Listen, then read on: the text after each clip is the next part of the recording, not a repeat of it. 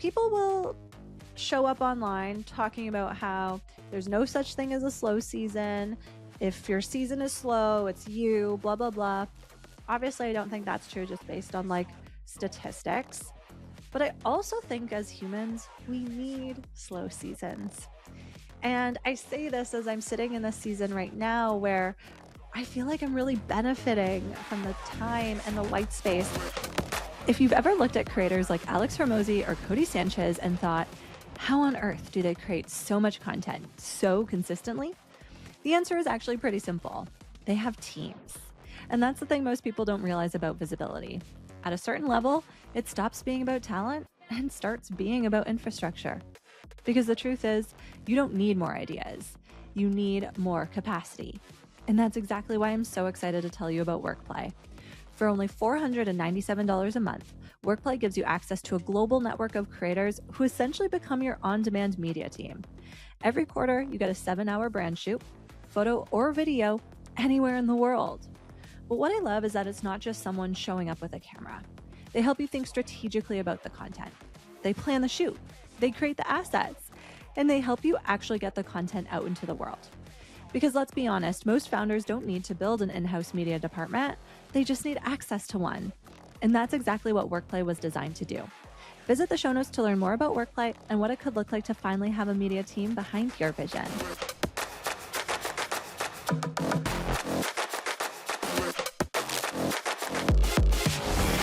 Ready, the podcast to show you that anything is possible. Yes, including fame. I'm your host, top personal branding and public relations expert, Katrina Owens, joined by my lovable French bulldog, Dexter, who probably makes an appearance at some point in this podcast. If you're watching on YouTube, you always get him as a little treat. And to be quite honest, I was not planning on recording an episode today. I'm in this really interesting season of my business where things are a little slow. And, as I record this, it is the end of July. This episode will come out kind of mid-August, I think. And if you're listening to this episode and you're sitting in a slow season, whether it's the slowness of summer or the holiday season, or maybe your business is in some sort of different cycle where the slow periods appear randomly. Someone told me, was that conversation I had today? Or at some point, someone in the last 24 hours told me that like April is like the Sahara Desert for their business. And so I felt like as a way for me to process the slowness that I'm currently sitting in, I figured I'd just jump on and share some ideas or things that I do to really take advantage of the slow periods. Because, as much as the internet culture does not want you to believe that slow seasons are a thing, they really are. Okay. I've been running my business long enough to know that there are periods in every single year, seasons, when people's buying behavior shifts. Okay. One of those periods is definitely summer. And I mean, before I became an entrepreneur, one of my jobs was in commercial real estate. I did real estate marketing for shopping centers specifically. So I was pretty tuned in to shopping trends, buyer behaviors, especially seasonality.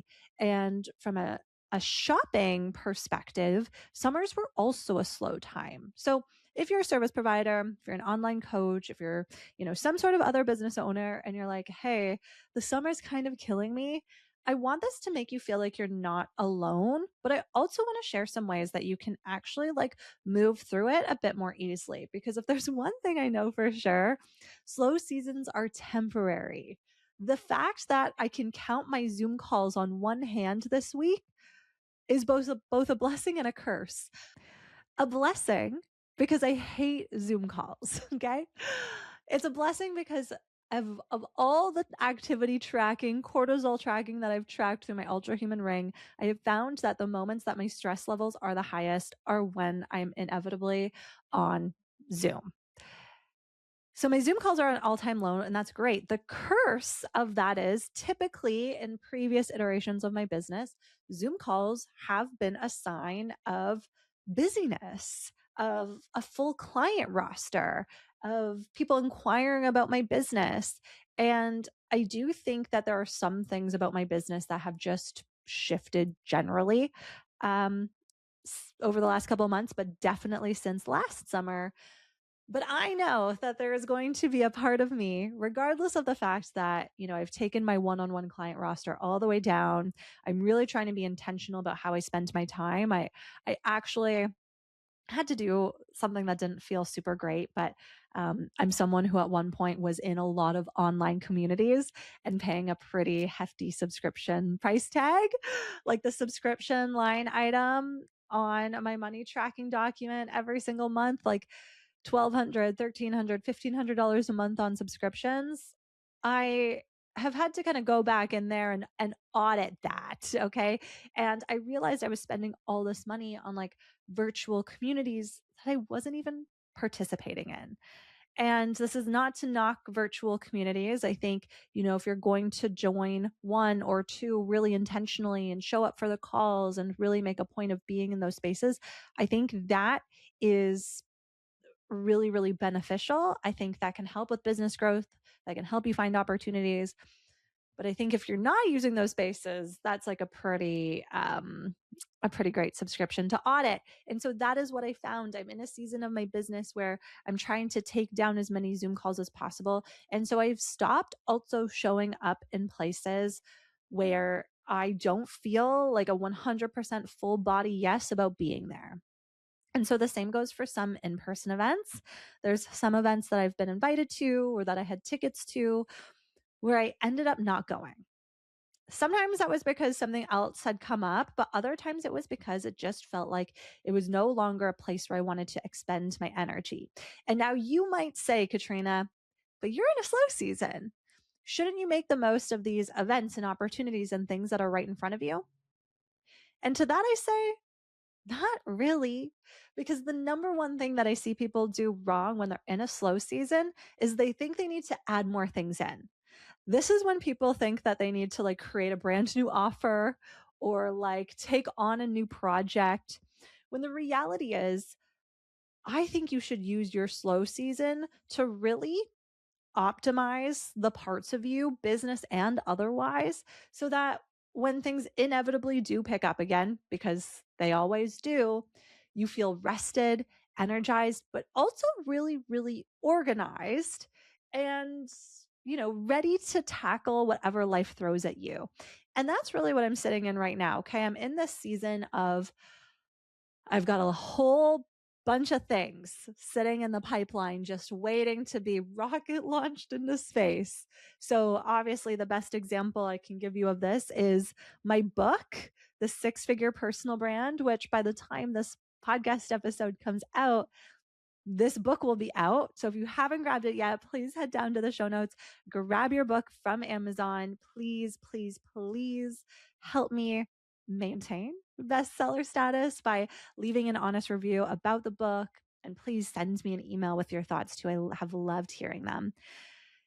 With that, knowing that the book, the inevitable launch parties that are coming, the book tour that I'm going on in October, the fact that I'm going to Spain at the end of August just for fun, all of these things are kind of sitting in the pipeline waiting for me. And I'm in this kind of like liminal space where so much has happened. My adrenaline has been high for so long. I spent the first 6 months of the year like really firing on all cylinders, right? I started planning Big Brand Energy in January, and it was just a straight shot of, optimizing my systems, planning this large scale event, growing my coaching programs, deciding what coaching offers I wanted to keep and which ones I wanted to get rid of. I spent 6 months like really building my business to the place that it is right now. Now, I want to be super transparent because one of the things that has been really interesting is while I have built up my recurring revenue to a very comfortable position, and by comfortable, I mean it's enough to pay me. It's not quite enough to pay all my bills in terms of, paying down my past investments, my business loans, and all of that. And so I want to be really real about this because this slow season is a little bit jarring. And I think from the outside world, it probably looks like I made tens of thousands of dollars during Big Brand Energy Live, and now I'm sitting pretty and can take the summer off. That's not the truth. I've certainly made enough to be comfortable, but I have invested so much money back into the business that, I'm in a place right now where I really am holding the vision of what's next to make sure I can continue to pay off all of these investments, continue to grow wealth. One day, hopefully pay myself a little bit more than the salary. Spoiler alert, I've been paying myself the same salary since I started my business 3 years ago. And so that's where I'm sitting.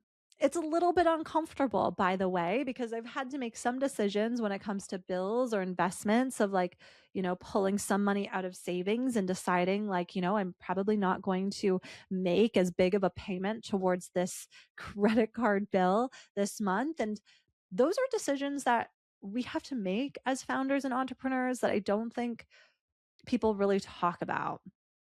And it's kind of frustrating because people will show up online talking about how there's no such thing as a slow season.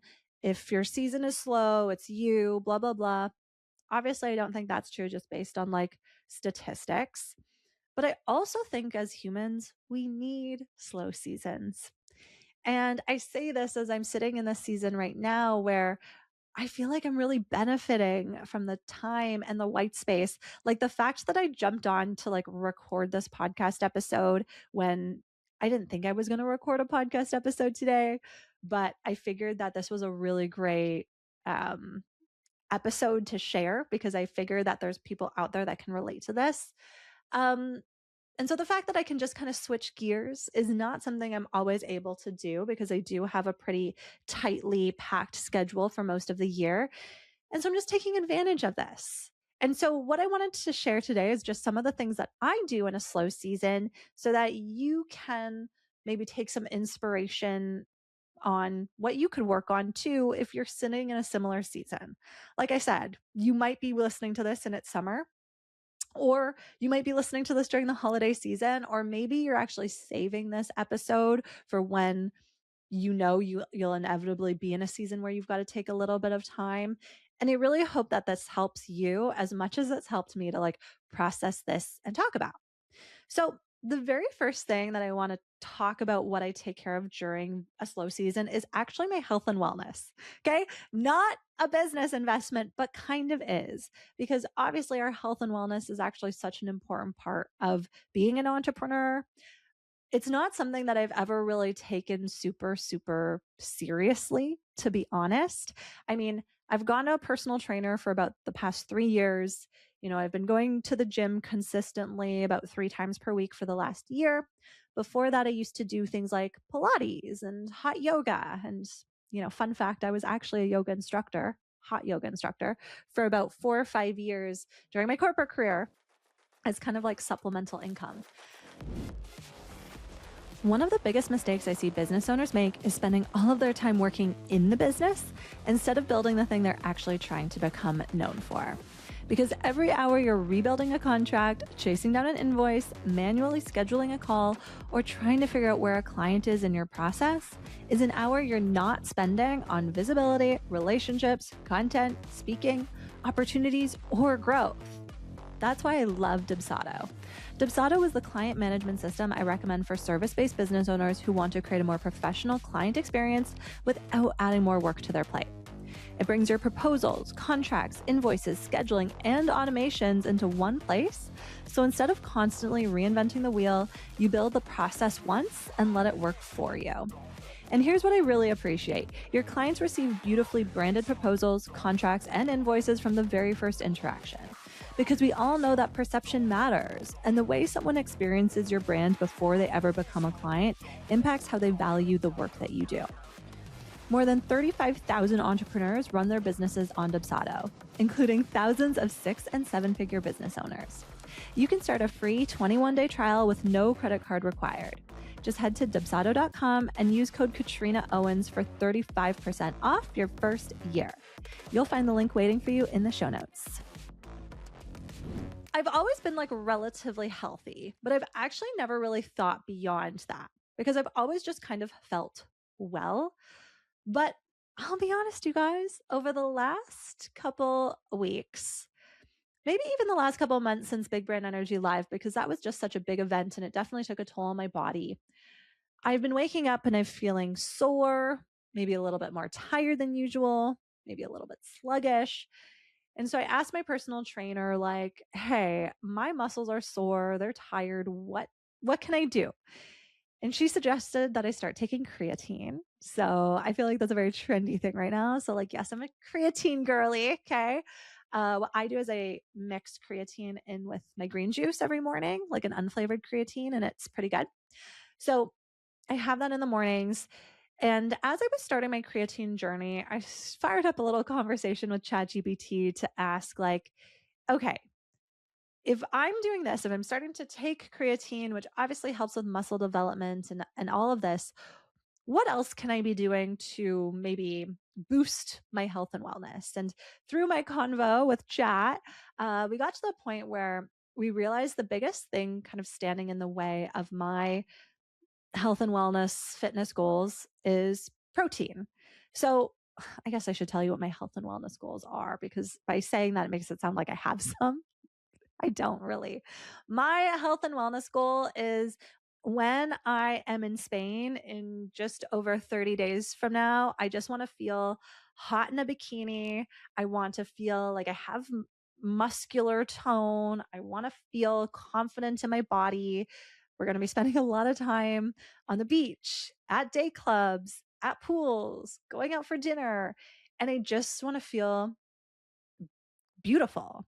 And maybe some of you think that's vain. Honestly, I don't give a shit because I think, it's so good to like feel good about yourself. So that's kind of where I got to. I was like, you know what? If my goal is to just kind of tone everything up a little bit more, define my muscles a little bit more, what do I need? Which is when Chad brought me to protein, because I already strength train. I already am pretty active. I do hiking, I play golf, I walk the dog every day. I'm a pretty active person, but it was just a matter of optimizing some things I was already doing. And with the protein came eating a lot more.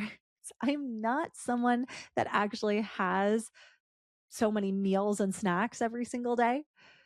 And so on this protein journey, I've gone from eating like breakfast, lunch, and dinner to breakfast, smoothie, lunch, healthy snack, dinner, snack. And that's a lot of food. And you know what else you need when you're eating that much? Time to grocery shop, to even just think about what you're eating. And it's been really fun to actually focus on this part of my life. It's not something I've ever really cared about before. And it's just felt really fulfilling in a different way to kind of focus on my health and wellness. And, with that, I've had more time to go to the gym. My schedule isn't as compact, so I can like spend a little bit more time at the gym.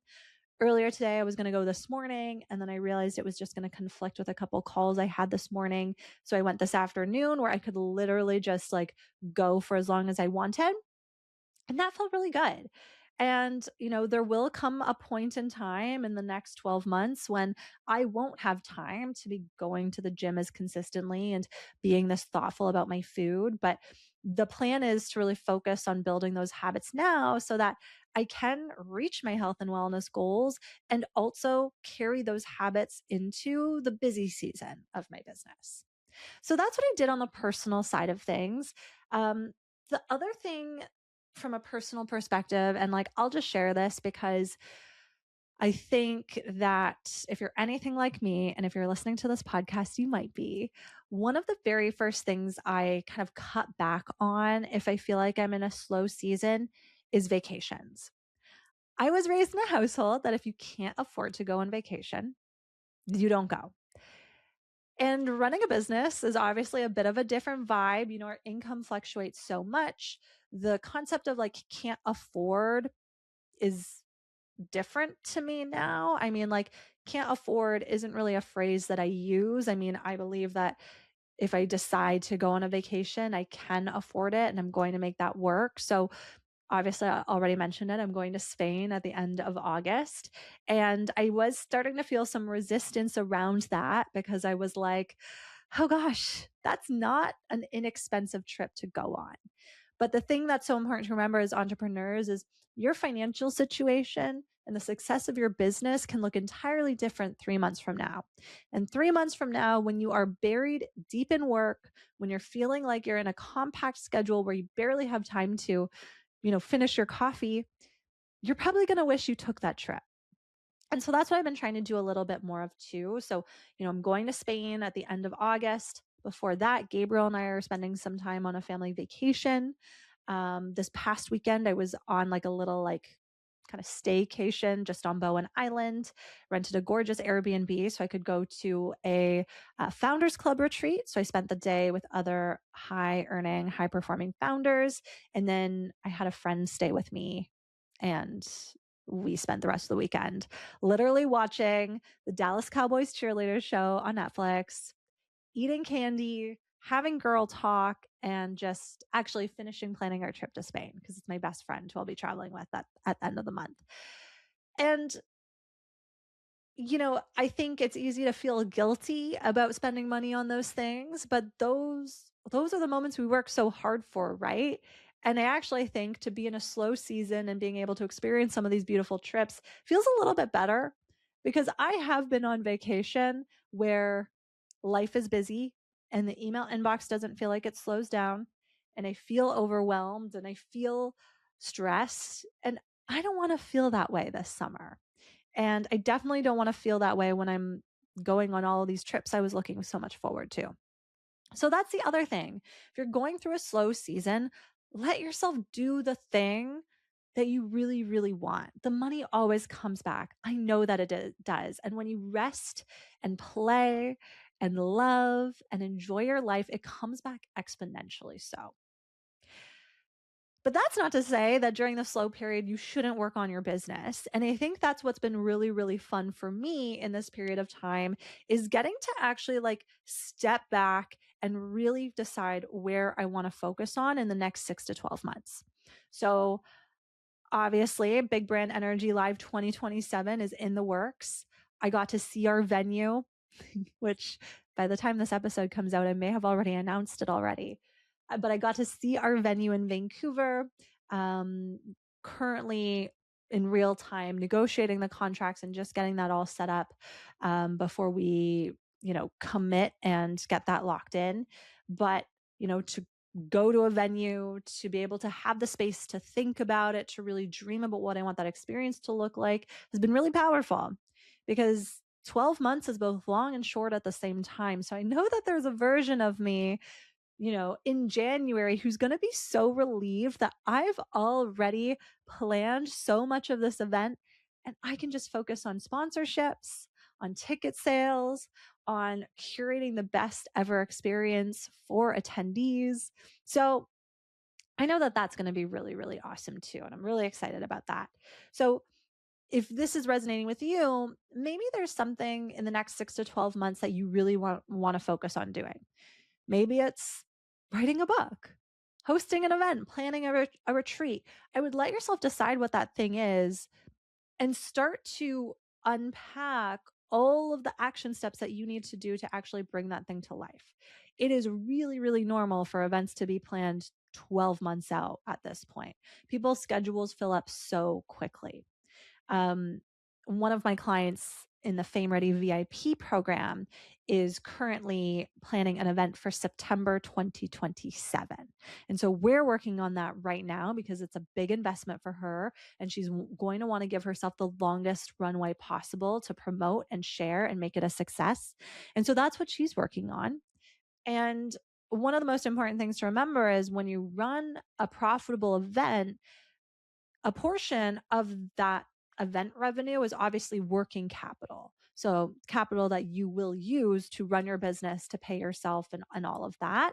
So obviously when you're doing your first event, you want to be a little bit more conservative when it comes to that kind of thing. But that's something that's something that's important to remember too, because sometimes opening up these different revenue streams like event ticket sales or retreats or sponsorship revenue, if you have the initiative planned properly and you have a proper budget in place, it's going to make it really easy to do that long-term planning. And like, shameless plug, if this is something that you need support on, you are an excellent candidate for Fame Ready Entrepreneur, my program that helps entrepreneurs build their personal brand using public relations. There are so many amazing women in this program that are actually planning their own events, profitable events, might I add. So you can find more about that in the show notes if you're interested. And if you ever have any questions about my program, please don't ever hesitate to send me a DM. So, planning some of these larger projects can also be really, really beneficial because you actually have the time to brainstorm. You're not trying to like put together budgets or agendas when you're like under the gun and in a time crunch.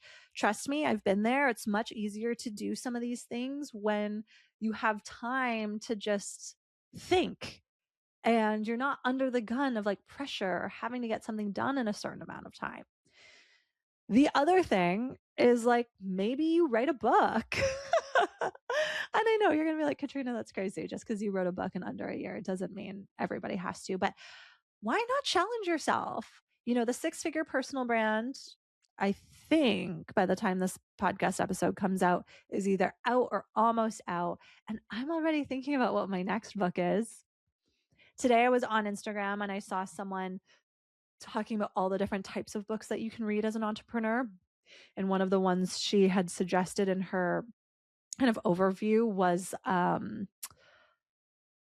she called it like a book of essays. And I was like, yeah, that's kind of what's feeling right for me for this next book. So like, obviously we have the six-figure personal brand, and you know what? I have my proof copies sitting right here. So I just got to like hold this up as much as I can and like remind you, if you have not got your hands on a copy yet, please head to the show notes and grab your copy from Amazon. But after the six-figure personal brand has like, you know, settled, which I'm going to give the six-figure personal brand like a full kind of 12 months to really like make its place, then by then I think I'm going to be pretty well set up to write the seven-figure personal brand. But there's also a couple, like there's a couple other like book titles floating around in my brain that I need to bring to life at some point. So those are not projects for this slow season, but they definitely are for a future slow season. So what are some other things that you can do in a slow season? Well, how about public relations? The misconception is that if it's a slow season for business, that it's not worth pitching to PR opportunities or anything like that. I'm going to fight you on that one. It totally is. I've always said to clients, like, some of the best PR opportunities are secured when everybody else is taking time off. Honestly, I was on a call today and someone offered me a speaking engagement for November. So it's really important to remember, actually, other shameless plug, because my other call today, I only had two. My other call was with a potential brand partner. So all of this happening in what people would call like a slow season, but these are still things that signify momentum and forward progress. And I think it's really important to remember that, like, if you are someone who struggles with having time for public relations in like normal times, starting to carve out even like an hour or two every single week where you're just dedicated to looking for opportunities and pitching opportunities, that's going to help you build the muscle. Just like me going to the gym and eating healthy builds that muscle too. So obviously the Fame Ready Entrepreneur, which I mentioned earlier, that program is a really great place to start. But if you want to do this on your own, I would just suggest starting to think about what are the different PR opportunities that you actually want in the next 6 to 12 months, whether that's speaking on more stages or going on podcasts. And once you've got that nailed, then it's about finding the opportunities and then writing the pitch and sending them. Those are very, very time intensive. And what I like about spending some of your slow season doing that is that you're building momentum for like future you. So if you are someone who has an event, a book, or something else amazing coming up in the future, why not set yourself up for success like that, right? Honestly, even just talking about this on this episode, you guys, I am starting to feel like really excited about, I mean, I've just had this like burning fire of excitement in my belly for the last few weeks about like what's to come. But I know that when things are slow, it can be easy to like try to snuff that fire out and put it out. And I just hope that you won't.